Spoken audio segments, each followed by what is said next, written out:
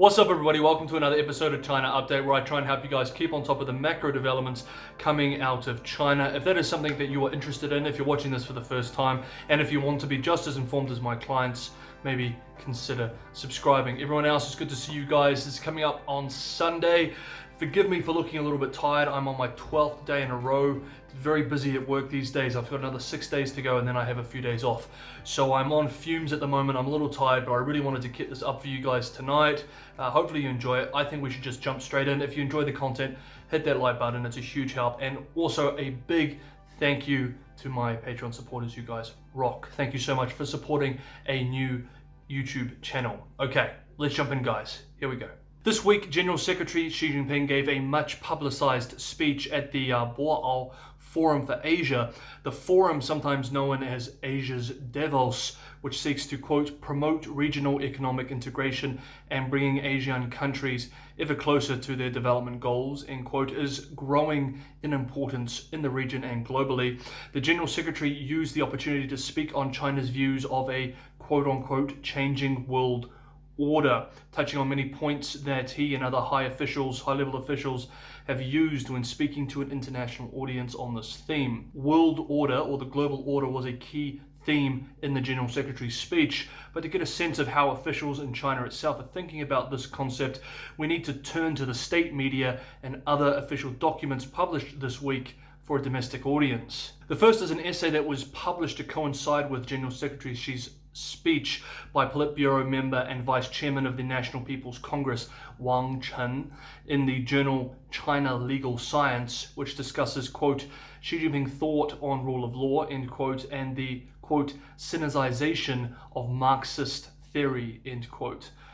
He wrote, quote, the profound changes unseen in a century mean the turbulent reconstruction of the world order, the rising of the East and the decline of the West in world power, and the evolution of the international rule of law.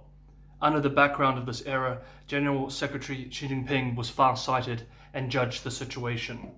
End quote. The second is a report on communications between Xi and Putin of Russia for the, quote, 9th meeting of the China-Russia Dialogue Mechanism, end quote. Their translation, not mine. Quote, Xi called on China and Russia as major powers of global influence to deepen comprehensive strategic coordination in the new era and to play an underpinning role in safeguarding international fairness and justice, maintaining world peace and stability, and promoting common development and prosperity.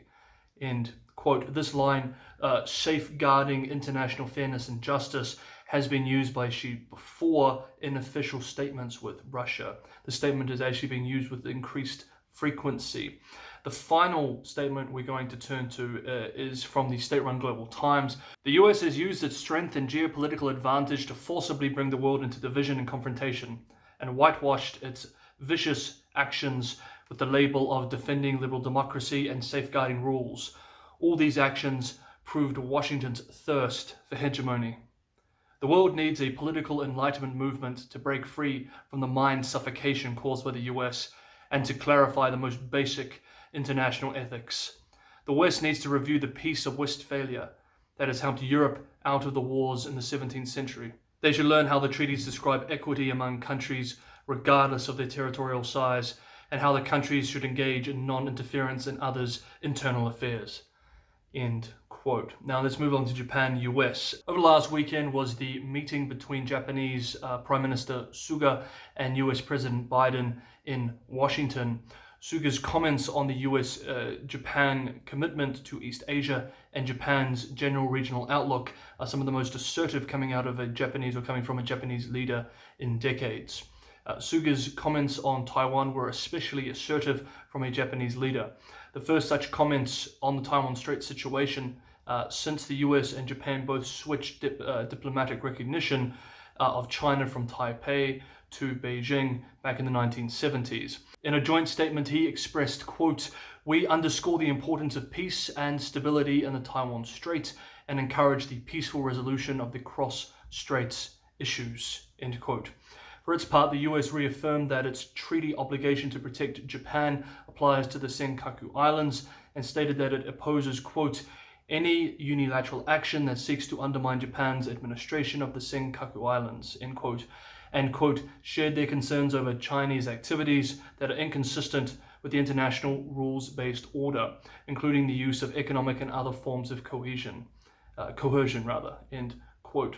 Now, we've been seeing a lot of strong language coming from the US and China in regards to the bilateral relationship for a few years now, so we're almost desensitized to using strong language, but we should remember that this sort of language coming from the Japanese, particularly the Japanese Prime Minister, is quite assertive by those standards, and the PRC policymakers will understand this.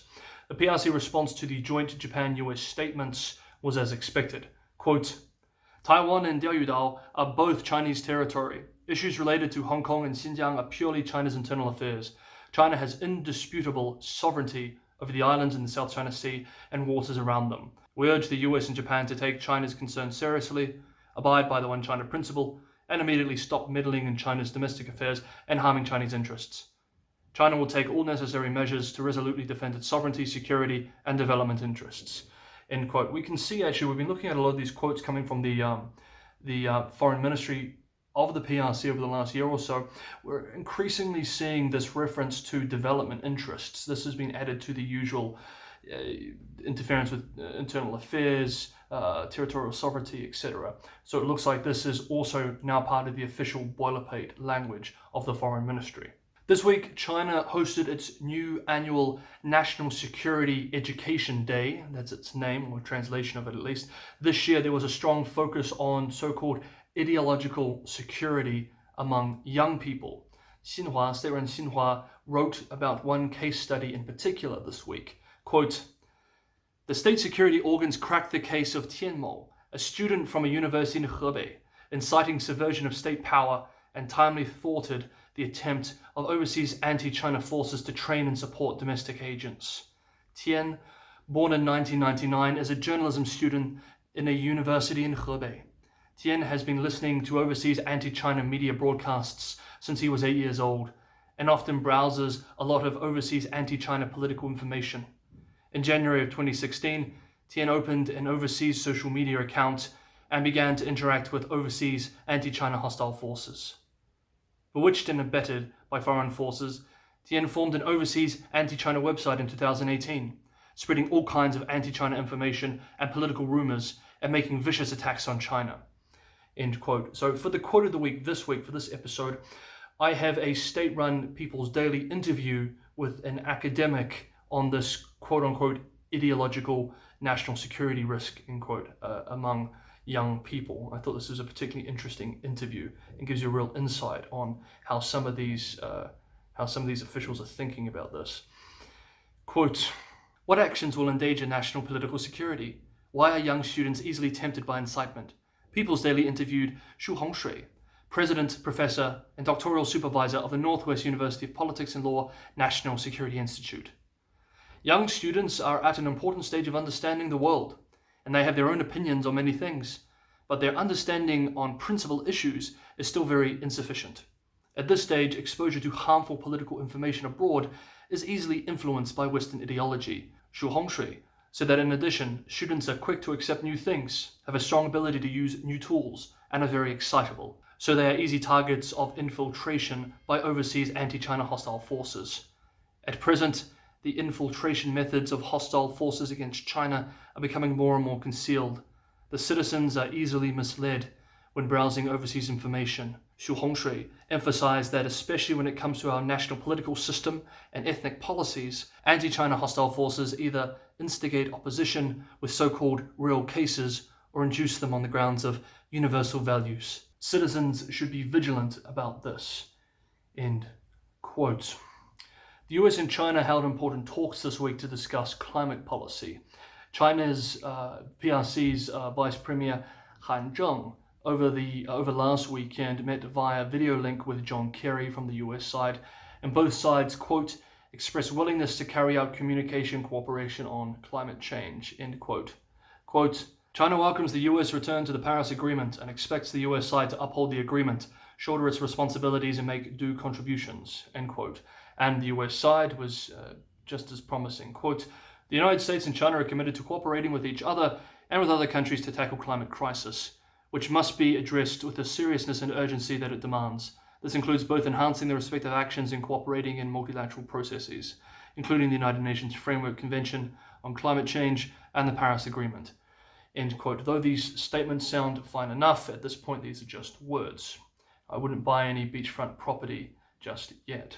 This week, British MPs in Parliament voted to declare that the PRC is committing genocide against the Uyghur people in Xinjiang province. The motion passed on Thursday, but does not compel the UK government to act. Nigel Adams, the Asia minister, expressed that, quote, there was credible evidence of widespread use of forced labor, internment camps, and the targeting of ethnic groups, end quote. This week, too, in Europe, the German Bundestag Human Rights Committee announced a, quote, cross-party public hearing to assess human rights violations to the Uyghurs in the Xinjiang region, end quote, to be held on May 17th. Of course, China continues to strongly deny any wrongdoing whatsoever in Xinjiang, saying that it is simply anti-China propaganda, and of course condemned the UK actions this week. Okay guys, thank you for watching. I'm sorry if I looked extra tired this week. I am knackered. I'm going to put this up tonight, edit this, throw it up, and then get some sleep, I think, wherever you guys are. Hope you're staying safe, staying sane. Thank you so much for watching. I'll see you guys next time on China Update.